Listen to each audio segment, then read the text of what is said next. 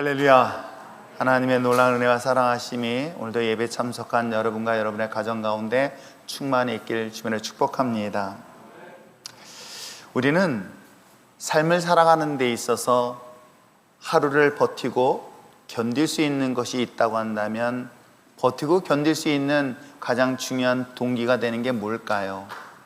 저는 기대가 아닐까 생각해 봅니다. 기대라는 것이 있기 때문에 아침에 눈을 뜰 수 있었고, 기대라는 것이 있기 때문에 내가 회사에 출근을 할 수 있으며 일을 할 수 있으며, 기대라는 것이 있기 때문에 사람을 만나게 되어지고, 기대라는 것이 있기 때문에 여러 가지 일을 시작할 수 있는 것입니다. 만약 우리가 기대라는 단어를 사용할 수 없다고 한다면 눈 뜨는 것 자체가 고통이 될 수밖에 없을 것입니다. 기대할 수 있는 것이 없다고 한다면 여러분 어떨까요? 내가 아침에 일찍 일어나서 일하러 나가는 것 또한 고통이 되지 않을까요? 내가 아침에 눈을 뜨고 오늘은 어제보다 조금 더 나은 삶에 대한 기대가 있기에 눈을 뜰 수 있을 것입니다. 내가 부지런히 세면을 하고 출근을 할 수 있는 것 또한 오늘도 내가 직장에서든 사업장에서 내가 일하는 그 터에서 무엇인가 좋은 결과에 대한 기대를 갖고 있기 때문에 하루의 일과를 힘차게 출발합니다. 그런데 만약 그 기대가 없다고 한다면 아침에 일하러 나가는 그 시간이 고통의 순간은 아닐까요? 여러분, 그 많은 날 가운데 주일날, 그래서 제가 만약에 지금 개척을 했다면 11시 예배를 딱 없애버리고 오후 2시 예배로 바꾸는 건 어떨까? 모처럼 만에 주일날 푹 늦잠 자고 그 다음에 아점을 먹고 편안하게 오후에 나와서 예배를 드리면 얼마나 좋을까? 그랬더니 어떤 분이 그래요. 목사님, 좋은 아이디어입니다. 바꿉시다. 죄송합니다. 못 바꿔요. 왜냐면 처음 시작할 때 약속 때문에 그랬던 것 같아요. 시간을 바꾸고 약속을 바꾸고 장소를 바꾸는 것이 이유가 무엇인가 제가 스스로 질문한다면, 하나님을 위한 것이라면 얼마든지 바꿀 수 있겠지만 사람을 위한 것으로 해서 모든 것이 바뀐다면 그 또한 제가 타협할 수 없는 가장 중요한 가치가 예배 속에 있기 때문 아닐까 생각을 하면서 쓸데없이 상상하는 해봤습니다. 어찌됐건 간에 여러분, 주일날 아침에 우리가 예배의 자리에 나오는 것도 또다시 우리 마음속에 뭔가의 기대감이 있기 때문에 나오는 것은 아닐까요? 물론 가정의 평화를 위해서 오시는 분도 있습니다. 그럼에도 불구하고 우리가 하나님을 믿고 예수님을 믿는다면 여러분 어떤 마음을 갖고 옵니까? 분명히 뭔가 기대하는 것이 있기 때문에 내가 교회를 다니고 예수를 믿고 신앙생활한 것 아닐까요? 만약 그 기대가 없다고 한다면 여러분 이 자리에 나와 있는 것이 헛되고 헛된 그런 시간과 또한 모든 에너지를 쏟는 시간이 아닐까 생각을 합니다. 분명한 사실은 우리는 분명 신앙생활하면서 모든 사람, 심지어는 저 역시도 기대를 합니다. 그건 여러분을 향한 기대이기도 하죠. 여러분 한 사람 한 사람을 바라보면서 기대를 합니다. 여러분의 한 사람 한 사람의 가정을 바라보면서 기대를 합니다. 그 기대 속에는 위기의 가정이 행복한 가정으로 변화되어지고, 상처받은 영혼들이 상처가 치유되어 건강한 모습으로 회복되어지며, 또한 실패와 좌절과 낙심 속에 눈물 흘리는 자들을 위로하여서 다시 용기를 얻어서 세상에서 당당히 싸워 승리하기를 원하는 그런 삶을 살기를 목사인 저는 여러분을 향하여 기대하고 있는 것 또한 사실이기도 합니다.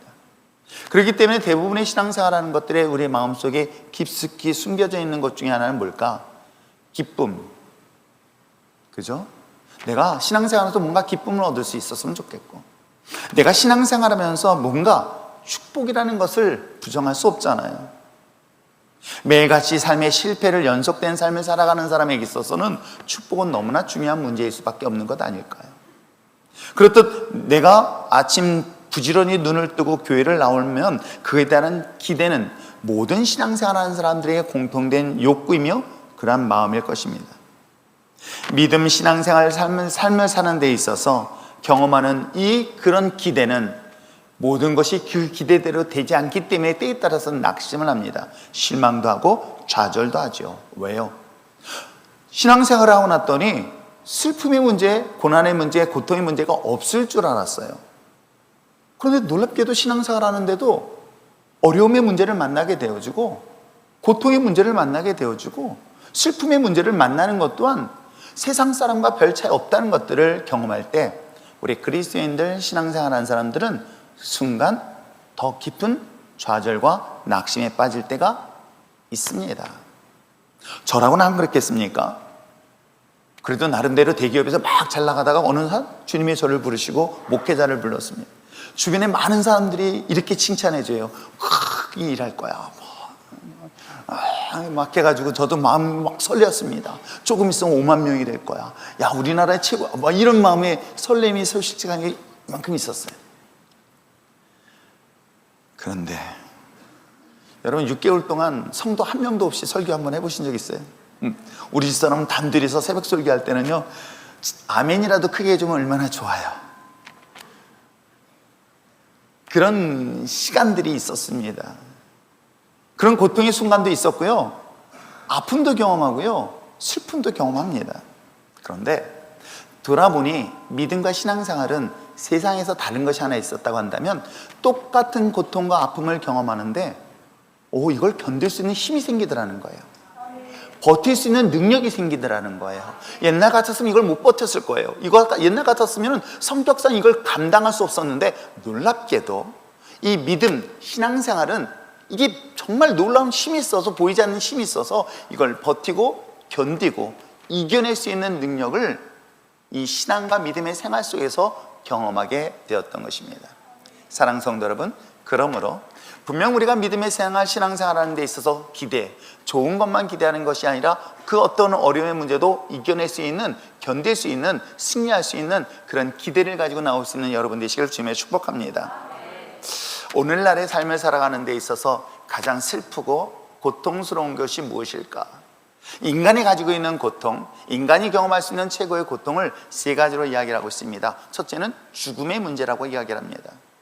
인간이 경험할 수 있는 가장 고통스럽고 가장 아프고 가장 큰 스트레스의 최고의 지수에 높은 것이 바로 죽음의 문제라고 이야기를 합니다. 또 하나 있습니다. 오늘날 현대인들에게 있어서 받는 또 하나의 고통이 있다면, 죽음과 똑같은 정도의 고통이 있으니 그게 뭔지 아십니까? 이별이라고 이야기합니다. 헤어짐에 대한 것. 부부가 헤어짐으로 인하여 심지어는 부부만의 상처가 아니라 아이들까지도 큰 상처와 아픔을 경험하는 것 여러분 아십니까? 또 세 번째 뭔지 아십니까?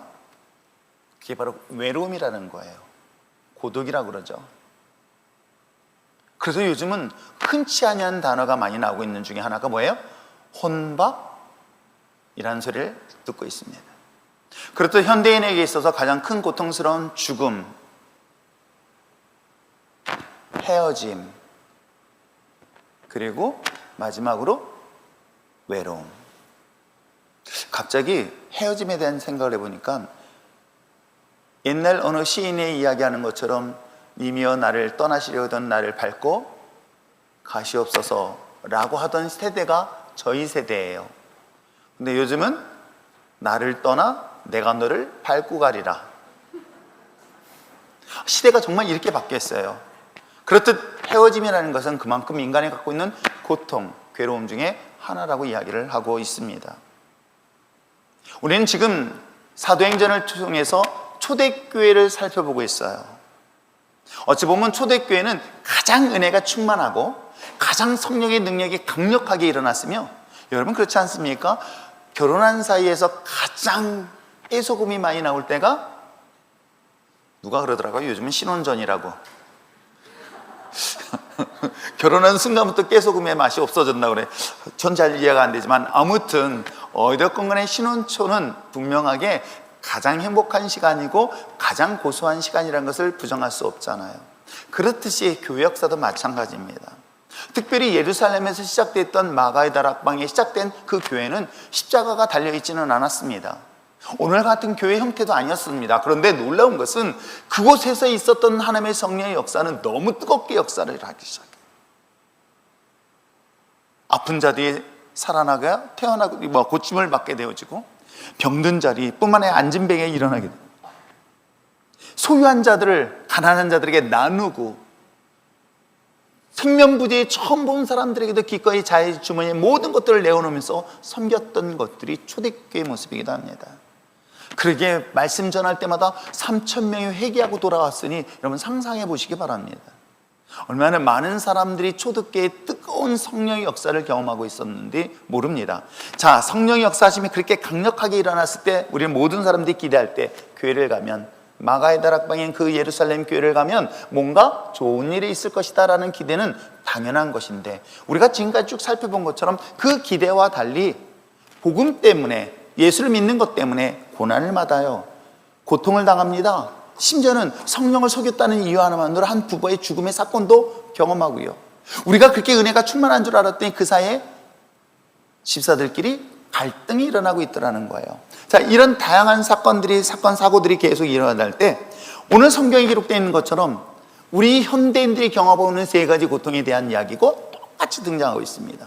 죽음의 문제, 이별의 문제, 헤어짐에 대한 문제, 그리고 마지막으로 외로움에 대한 이야기가 놀랍게도 지금이나 2000년 전이나 똑같이 이루어지고 있음을 성경은 소개하고 있습니다. 한번 볼까요? 자, 본문의 시작은 사울은 그가 죽임을 당함을 마땅히 여기더라. 그는 스데반 집사를 말하고 있습니다. 스데반 집사의 죽음, 그리고 그 이후에 1절 후반부에 예루살렘에서 이와 같이 박해가 있어서 그들은 뭐예요? 모든 땅에 흩어졌다라고 기록하고 있는 거예요. 예루살렘 교회의 박해로 인하여 교인들이 뿔뿔이 흩어지는, 헤어지는 그런 슬픔과 이별의 고통을 오늘 성경은 이야기를 하고 있어요. 그리고 마지막 오늘 성경에 기록된 4절에 빌립의 이야기가 나오고 있습니다. 그러면 빌립은 마지막 어디에 해당되는지 아시겠죠? 외로움에 대한 이야기를 하려고 합니다. 물론 우리가 함께 읽었던 8절까지는 빌립이 왜 외로울까? 라고 하지만 그 이후에 말씀이 있으니 기대하시길 부탁드립니다. 개봉박도 할 뻔했습니다. 자, 이와 같은 상황 속에서 먼저 우리가 말씀드린 것처럼 본문을 통해서 먼저 스데반 집사의 죽음에 대한 문제를 다뤄보려고 합니다. 스데반 집사, 특별히 초대교회 7명의 집사를 세웠을 때에 오늘날의 집사의 수준과는 분명히 달라요. 그래서 오늘날의 집사에는 점 하나를 찍는 경우가 종종 있습니다. 어디다 찍는지 아시죠? 그렇죠. 이 일자 옆에다 점 찍어서 뭐라 그래요? 읽진 않겠습니다. 아무튼 스데반 집사의 모습을 보면 그는 분명히 신실하며 믿음직하였고 충성스럽기에 모든 사람들이 다 인정을 할 만한 그리스도인이라고 사람들로부터 칭찬받았던 인물임에 틀림없습니다. 그는 특별히 목회자도 아니고 또 뿐만 아니라 목회 후보생인 사도도 아니었습니다. 그러니 일반적인 평범한 평신도의 한 사람으로서 다만 리더급에 해당됐던 인물이기도 합니다. 그런 그가 복음을 전했다는 이유 하나만으로 죽음을 당했습니다. 여러분, 이 상황을 어떻게 해석할 수 있으며 이 상황을 어떻게 이해할 수 있습니까? 잘못한 사람이 그에 대한 대가로 죽음을 당하는 건 맞아, 잘했어 라고 할 수 있어요. 근데 스데반 집사의 죽음은 아무리 성경적으로 해석을 하려고 해도 사실은 감정적으로 이해하지 못하고 받아들이지 못하는 것 또한 사실이기도 합니다. 그렇게 신실했던, 그리고 많은 사람들에게 총애와 사랑을 받고 인정을 받았던 그가 나쁜 짓을 해서 아니면 사고를 쳐서가 아니라 복음을 전하는 것 때문에 억울하게 죽임을 당합니다. 음모에 걸려서 모든 사람들이 그를 한 사람도 변호하거나 변명하지 아니한 상태에서 돌에 맞아 죽임을 당하였으니 그 또한 얼마나 비참한 죽음이었을까? 과연 그것을 여러분 어떻게 해석할 수 있겠습니까? 과연 어떤 누가 이 신실한 집사의 죽음을 받아들일 수 있을까요? 그러니 그의 죽음은 우리로 하여금 더 큰 분노와 아픔과 슬픔을 경험하고 있는 것은 아닐까요? 때에 따라선 저 인간 잘 죽었어 라고 죽음에 대하여 오히려 자유를 선포하는 사람들의 사례가 있지만, 특별히 사랑하는 사람, 인정할 만한 사람의 죽음은 우리의 마음과 상처를 더 고통으로 밀어넣는 것 또한 사실이기도 합니다.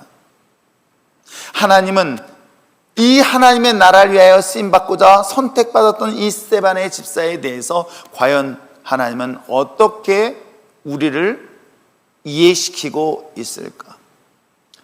이 그의 죽음을 제가 묵상하면서 하나님은 하나님의 사람들을 사용하시지만은 한 가지 분명한 것은 그렇다고 해서 하나님이 인간을 의지하지 않는다는 사실을 분명히 기억하시기를 바랍니다.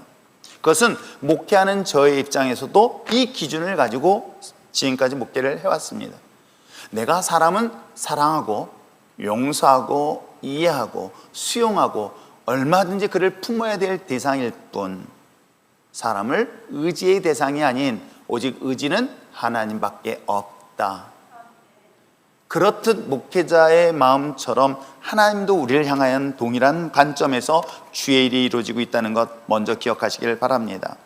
그러면서 그의 죽음을 좀 더 해석을 해보는 거예요. 그의 죽음이 누군가에는 헛된 죽음이 있는가 하면 그의 죽음은 분명 우리에게 슬픔을 주지만 그 슬픔만큼 그에 따른 우리 또 다른 기대, 또 다른 결과를 가져다 주었으니 그의 죽음 가장 가까이 본 오늘 성경 본문에 기록된 누구?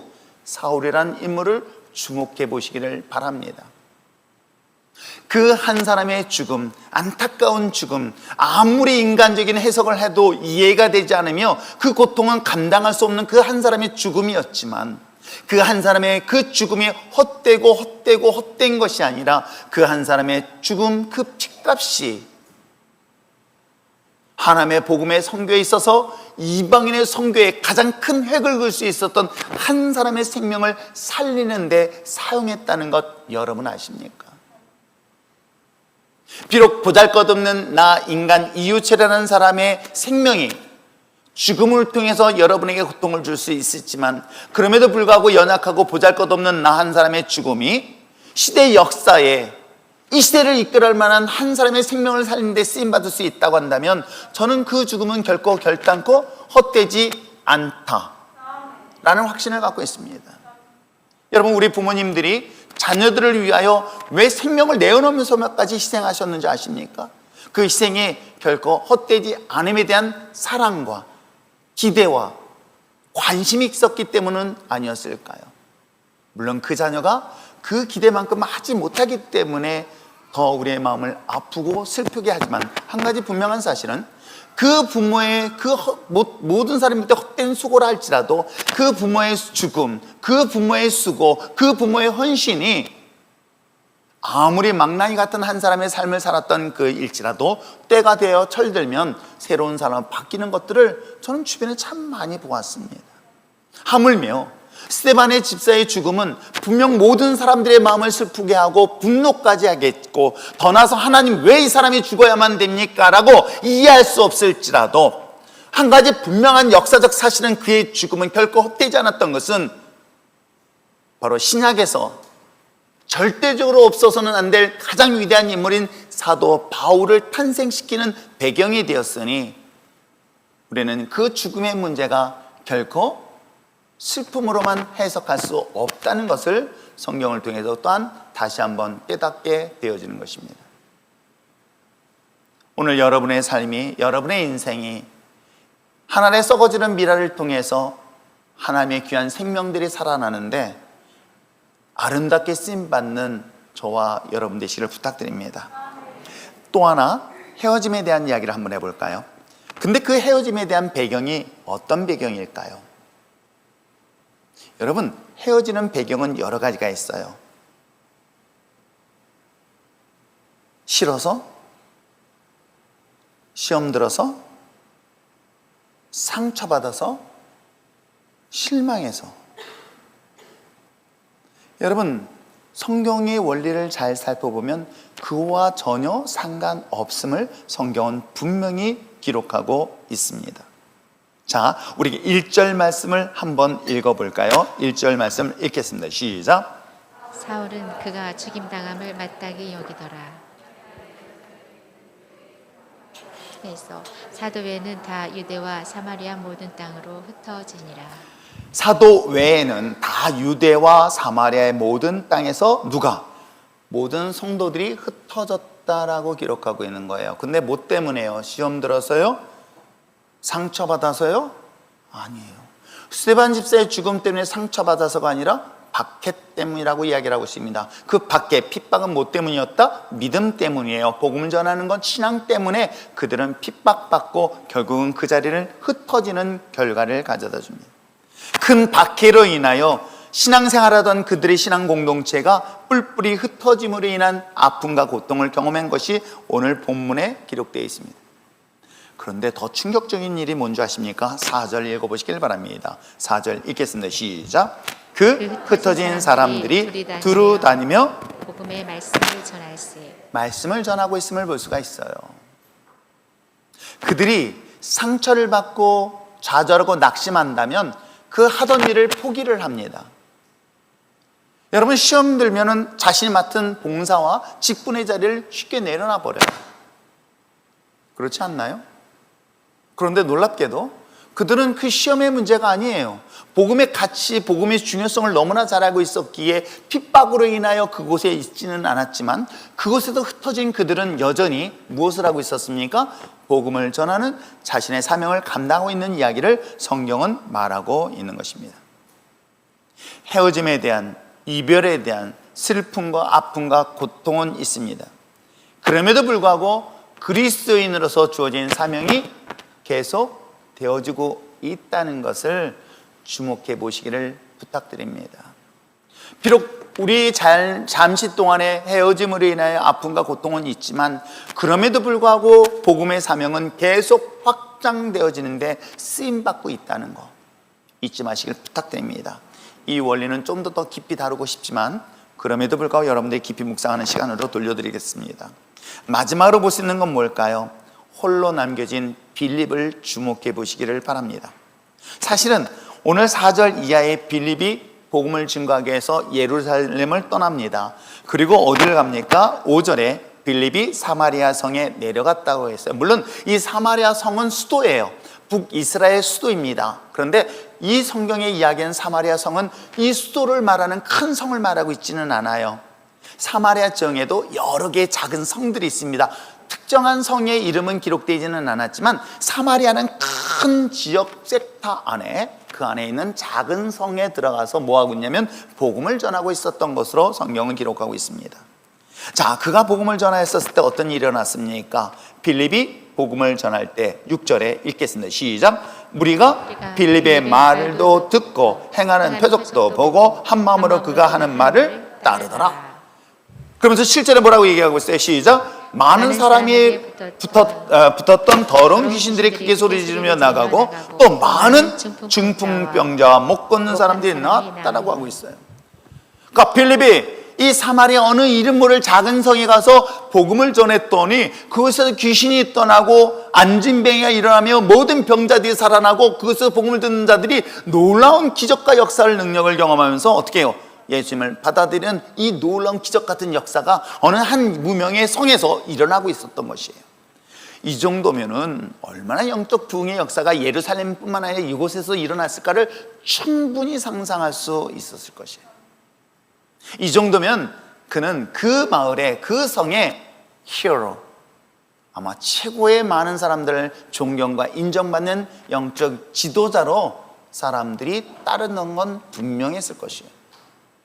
그런데 하나님은 이 성의 역사로 끝나지 않습니다. 오늘은 우리가 8절까지 읽었지만 그 다음에 쭉 살펴보니 그에게 하나님은 특별하게 그의 인도하심을 보게 되는데 26절의 말씀을 보시길 바랍니다.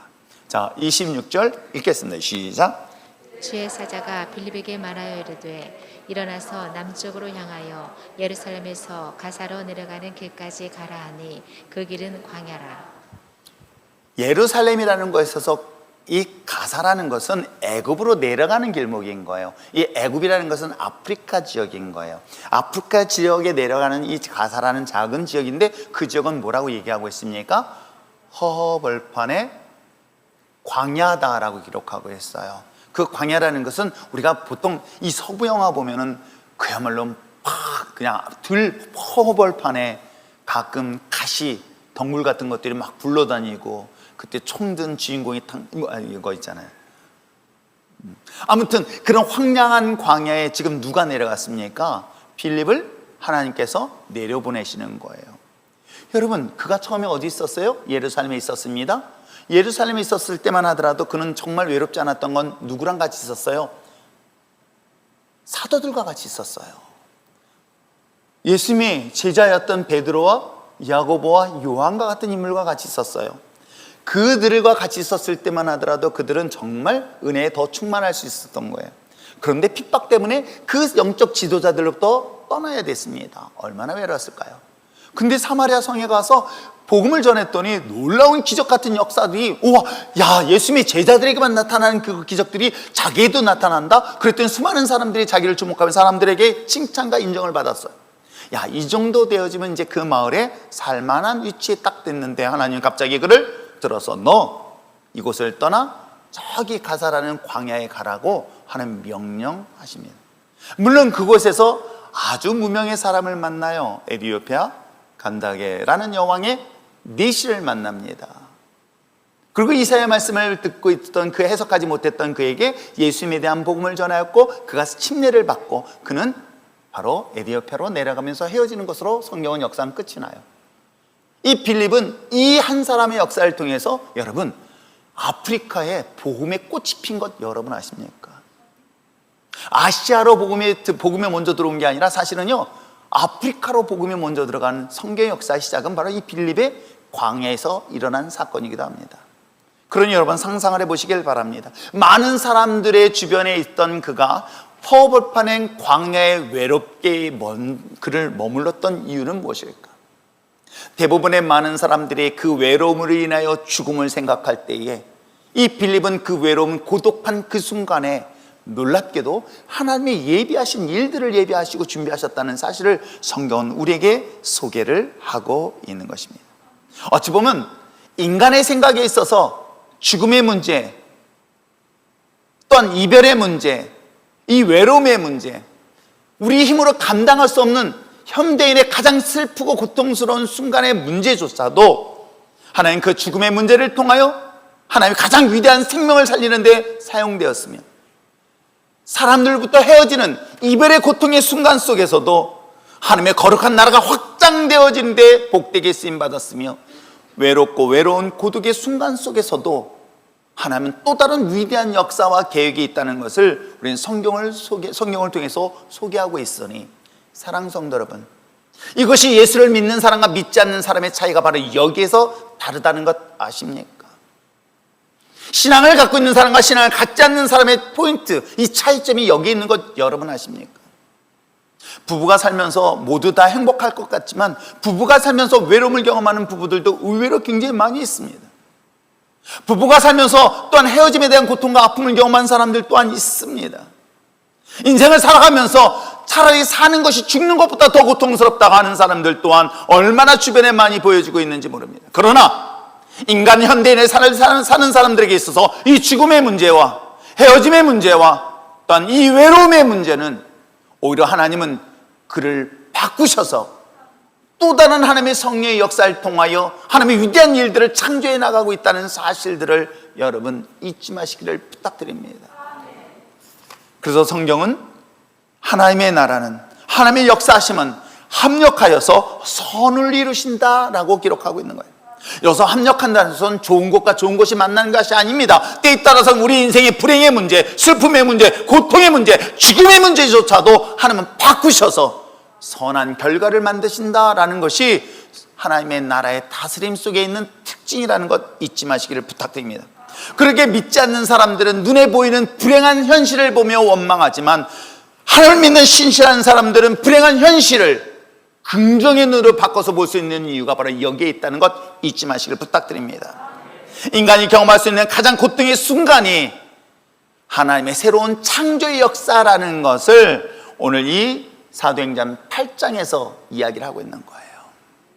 현대인이 경험할 수 있는 가장 고통스러운 그 순간이 하나님의 다스렸던 초대교회의 모습처럼 하나님의 나라가 임하였던 그리스도인의 삶에서는 가장 고통스러운 순간을 바꾸셔서 하나님의 위대한 창조적 새로운 사역들이 시작되어지고 있음을 믿음으로 바라보고 선포하며 나갈 수 있는 저와 여러분 되시길 부탁드립니다.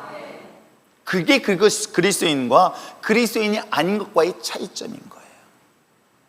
저 역시도 제 아들이 이제 곧 장가를 앞두고 있지만 우리 아들한테 제가 장문의 편지를 보내. 근데 제발 여러분 문자 보내면 문자에 답장 좀 조금이라도 이렇게 이모티콘이라도 조그만 거 좀 보내주세요. 벌써 찔려가자 하는 사람 웃고 있잖아. 우리 아들도 이 손가락으로 한 글자 한 글자 쳐서 정성을 다해서 쳐서 보내면 뭐 대답이 있어야 되잖아. 그런 얘기를 했어요. 아빠가 살아보니 최고의 아내는 신앙을 가진 아내다. 믿음을 가진 아내는 세상에 가장 큰, 이번에 다이아몬드가 발견됐는데 그 다이아몬드가 그 가격으로 보니까 한 1,000억 정도 된 엄청난 다이아몬드. 미안하지만 신앙과 믿음을 가진 아내는 1,000억보다 더 귀한 가치 있는 보석보다 더 귀한 보석이라고 했는데 답장을 안 해주더라고요. 왜요? 우리는 인생에서 이 세 가지 문제에서 자유로울 수 없어요. 여기서 자유로운 사람이 있습니까? 죽음에 대한 두려움은 아무리 신실하다고 생각하고 있는 목회자들도 막상 당신 앞으로 한 달밖에 살지 못합니다라면 그 두려움과 공포는 이루 말할 수 없다고 합니다.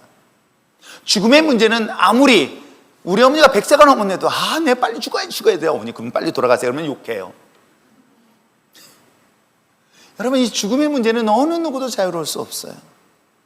헤어짐도 그렇지 않습니까? 이별에 대한 고통은요, 여러분 몰라서 그렇지 전 여기 가만히 있다가 괜히 내가 원하지 않는 이별을 전 수없이 당해요. 난 여기 가만히 있잖아요. 있다가 지금 시험 들었다가 떠나버려요. 떠나고 난 가만히 있는데 그럼 나는 계속 앉아서 떠나야 돼요. 떠나보냄을 당할 때 아픔은 여러분 몰라서 그렇죠. 여기서 정말 가슴에 멍이 들 정도로 아플 때가 참 많았어요. 그때마다 내가 하나님께 기도하면서 내가 뭘 잘못했나요? 하는 죄책감이 또 들어올 때가 참 많아요. 그러니 이 헤어짐에 대한 고통은 저도 역시 목회하면서 참 많이 경험했어요. 거기다가 외로움. 그래서 목회자들은 성도들과 적당히 벽을 둔다 그러더라고요. 근데 저는 그 벽을 안 두고 싶어가지고. 근데도 불구하고 사람들은 다 누군가의 외로움에 빠져 있을 때 이 똑같은 인간이 경험할 수 있는 현대인의 고통과 괴로움을 극복할 수 있는 방법은 오늘 성경 속에서 기록되어 있는 것처럼 이것을 반전시키는 신앙인에 대한 이야기가 오늘 여러분에게 있기 때문에 여러분이 진짜 믿음의 사람이 되어서 진짜 리얼 크리스찬이 되어서 이런 삶의 위기와 어려움의 문제들을 간증의 도구로 바꿀 수 있는 저와 여러분 되시길 부탁드립니다. 똑같은 삶의 역사 현장 속에서 누구는 고통스럽다, 누군가는 괴롭다고 하면서 땅을 치며 가슴을 치며 삶을 살아가는 사람이 있는가 하면 이것을 하나님의 놀라운 기적의 대상이요, 능력이요, 자랑이요라고 담대하게 선포할 때에 여러분 그것이 또한 하나님의 역사 속에서 놀라운 능력으로 나타나는 여러분이 될 줄 믿습니다. 그렇듯 우리 이런 상황 속에 있을 때 과연 믿음의 사람들은 어떤 방법으로 이것을 이겨낼 수 있을까? 그걸 두 가지 꼭 기억하시길 바랍니다. 뭘까요?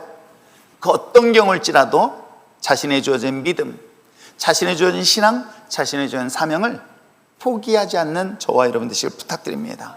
그 어떤 위기와 어려움이 있을지라도, 아니 죽음이라는 어려움의 문제를 만난다 할지라도, 그 헤어짐과 또는 고독함이라는 고통 속에 있을지라도 자신의 주어진 사명을 절대로 포기하지 않는 저와 여러분 되시길 부탁드립니다. 문제 앞에서 문제를 해결하는 제일 쉬운 방법이 뭔지 아십니까? 내려놓는 거라고 해요. 그러나 내려놓는다고 해서 문제는 해결되지 않습니다. 그게 제일 쉬운 것 같지만 가장 어리석은 선택이라는 것 잊지 마시기를 부탁드립니다. 복음을 전파하다가 죽음을 맞이한 이 스데반 집사, 그의 죽음은 우리의 마음을 더욱더 분노와 아픔 속에 만든 듯 싶지만 그럼에도 불구하고 그로 인하여 모든 사랑하는 사람들이 뿔뿔이 흩어졌지만 그럼에도 불구하고 오늘 4절에 기록된 것처럼 그들은 두루다니며 여전히 뭐 때문에 핍박받았습니까? 복음 전하다 핍박받았습니다. 여전히 복음 전하다 죽임까지 당했습니다. 죽음 또한 이 복음 때문에 헤어지는 것까지 경험했어요. 예수를 믿는다는 이유 하나만으로 핍박을 받고 고통을 나고 죽임까지 당했습니다. 그런데도 불구하고 뭐예요? 그 믿음을 포기하지 않은 것처럼 오늘 이 예루살렘에 있는 이 초대교회 성도들처럼 복음을 전하는 것을 포기하지 않았던 이 놀라운 사실들을 주목해 보시기를 부탁드립니다. 인생의 고난은 저는 고난이 문제라고 생각하지 않습니다. 진짜 고난이 문제가 아니라요, 고난이라는 자체가 문제가 아니라 이 고난의 문제 앞에서 포기하는 게 문제인 거예요. 포기가 쉬울 것 같지만 여러분, 진짜 문제는 포기하는 순간 더 이상 그에게는 인생의 기회가 없습니다. 인간의 삶, 죽음의 문제도 마찬가지 아닐까요? 버티고 견디고, 저는 이 버티고 견디다는 최근의 찬양을 보면서 가끔 이런 생각이 돼요. 우리 부모님이 그랬고 우리 어머니가 그랬구나.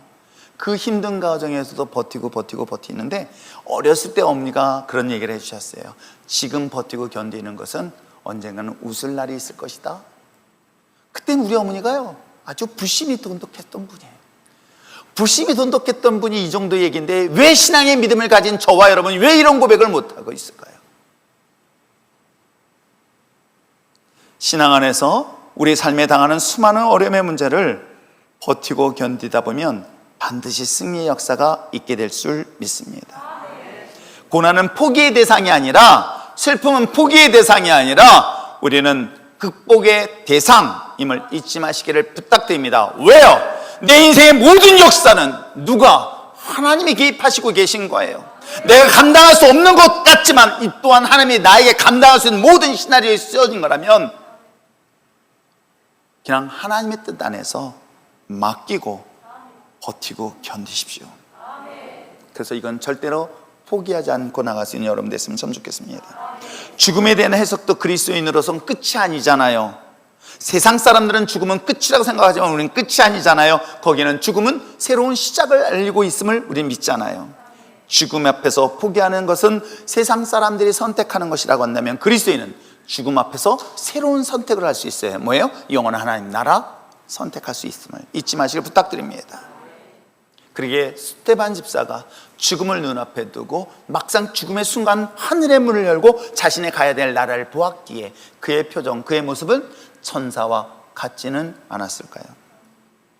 그러므로 사랑하는 성도 여러분, 그는 비단 신앙뿐만 아니라 여러분 주어진 모든 일도 다 마찬가지라고 생각합니다. 인생을 살아보니 다 위기 있어요.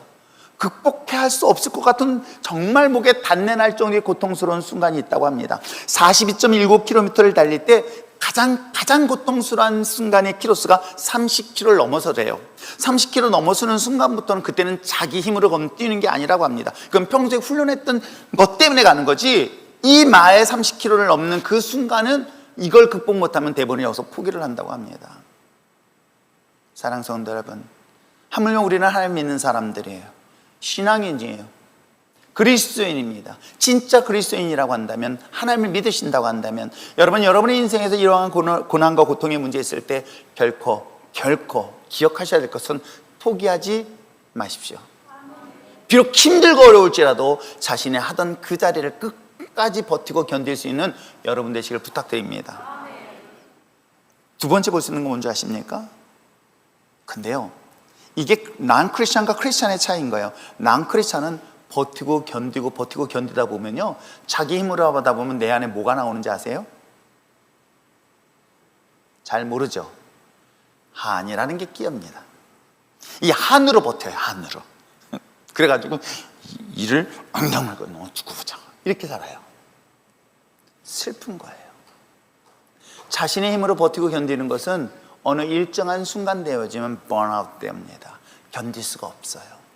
그래서 마침내 폭발하게 되어 있습니다. 그런데 놀랍게도 이 방법을 성경은 가르쳐주고 있어요. 그러므로 사랑하는 성도 여러분, 따라하시길 바랍니다. 삶의 고난과 고통이 있을 때, 크게 내 삶에 고난과 고통과 죽음의 문제가 있을 때 나의 힘이 아닌 하나님의 능력으로 감당하자. 그렇습니다. 지금 그 얘기를 하고 있는 거예요. 이들이 마가의 다락방에서 시작됐던 초대교회 성도들이 가장 사랑하는 사람의 죽음의 현장을 봤고, 또 나가서 복음을 사명을 증거하다가 믿음 때문에 핍박을 받아도 버티고 견디고 이겨낼 수 있었던 힘이 뭔지 아십니까? 그는 하나님의 영으로 충만했기 때문임을 이야기를 하고 있는 거예요. 자신의 힘이 아니에요. 자신의 의지가 아니에요. 자신의 능력이 아니에요. 물론 신앙생활도 의지대로 할 수 있습니다. 그러나 여러분, 자기의 의지대로 하는 신앙은 못 버텨요.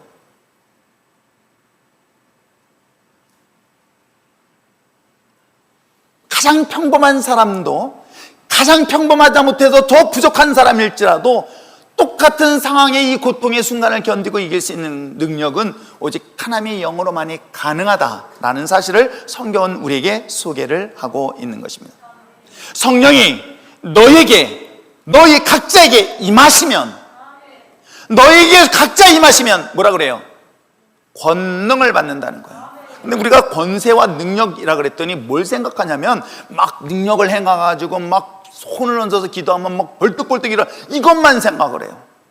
귀신을 놓고 기도하면 귀신이 쫓아나는 역사만 생각해요. 그런데 여러분, 이 권세와 능력은 오늘 성경에 기록된 것처럼 가장 지극히 평범하다 못해 연약한 사람일지라도 그의 하나님의 성령이 너에게 임하시면 그 권세와 능력을 가지고 죽음의 문제, 헤어짐의 문제, 고독의 문제를 감당할 수 있는 능력이 생긴다고 성경 우리에게 이야기하고 있는 거 여러분 아십니까? 그렇게 실패가 두렵지 않은 거예요. 실패를 와도 두렵지 않아요. 왜요? 하나님의 영으로 내 안에 충만하기 때문에 아무리 내 인생이 실패의 문제에 부딪혀서 더 이상 앞이 보이지 않는 가운데서도 놀랍게도 하나님의 영으로 충만한 하나님의 능력을 가진 자들은 그 칠흑 같은 어둠 속에서도 뭘 볼 수 있어요? 그 칠흑 같은 어둠 뒤에 빛을 볼 수 있게 되는 거예요.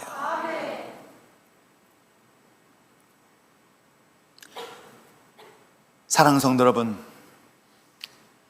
예수를 믿으면 물론 하나님의 형통함과 하나님의 위로하심과 하나님의 평안함과 하나님의 축복하심이 있으면 틀림없어요. 그런데도 불구하고 우리가 신앙생활을 하는데 똑같은 어려움을 분명히 만나게 될 것입니다.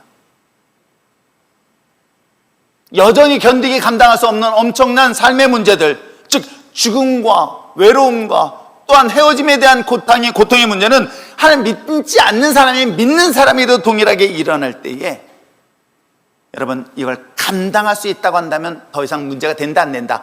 안 되잖아요. 이게 감당되는데 왜 문제가 되겠습니까? 감당할 수 있는 능력이 있는데 무엇이 문제가 되겠습니까? 근데 그 능력은 뭐예요? 하나님의 영으로만이 충만하다고. 그러므로 사랑하는 성도 여러분, 내 인생에 이러한 어려움의 문제를 만날 때 하나님이 나에게 기도하라는 자리였구나, 하나님이 나에게 기도하라고 부르는 자리였구나, 기도를 통해 하나님이 나의 영이 충만할 수 있도록 하나님 나를 부르심에 대하여 잊지 마시기를 부탁드립니다. 믿음대로 사는 삶이란 과연 무엇일까? 정말 믿음대로 사는 삶이라는 건 무엇이며, 진짜 그리스도인 리얼 크리스찬들의 삶이라는 것이 무엇일까요? 그는 복음을 전하며 복음을 믿고 삶을 살아가는 것 아닐까요? 예수 그리스도의 복음을 전하는 삶은 말이 아니라 우리의 삶 속에서 드러나야 될 줄 믿습니다. 믿음대로 복음을 전하는 이 사명의 삶을 살아갈 때에 여러분 인생에 다가오는 수많은 죽음의 문제와 또한 외로움의 문제와 또는 헤어짐에 대한 고통의 문제가 있을지라도 능히 이 모든 것들이 또 다른 나의 간증의 역사가 되게 될 줄 믿습니다. 그러기에 사랑하는 성도 여러분, 어떤 경우일지라도 어떤 상황일지라도 결단코 포기하지 않기를 부탁드립니다. 여러분 가정도 마찬가지고 인생도 마찬가지고 사업도 마찬가지고 인생의 모든 것들이 다 포함됩니다. 포기하지 마십시오. 포기하는 순간 여러분 끝입니다. 포기하지 마십시오. 견디십시오. 그러나 버티고 견딜 수 있는 힘은 여러분 자신의 힘이 아니라 하나님의 성령의 능력으로만이 가능하다는 것 잊지 마시고, 내가 버티고 견디기 어려운 상황이 있을 때 오히려 그 시간이 하나님 앞에 무릎 꿇고 기도하는 시간이요, 하나님의 영으로 나의 삶을 채워주실 때 이것을 감당할 수 있음을 고백하는 시간이 되어지길 소망하며, 이것을 통해서 우리가 상상하지 못할 새로운 창조적 하나님의 사역이 우리를 위해 예비되어지고 있다는 것 잊지 마시길 바랍니다. 왜 그런지 아십니까? 말씀드린 것처럼 스데반 집사의 죽음은 우리에게 슬픔이었지만 위대한 사도 바울이 탄생됐습니다.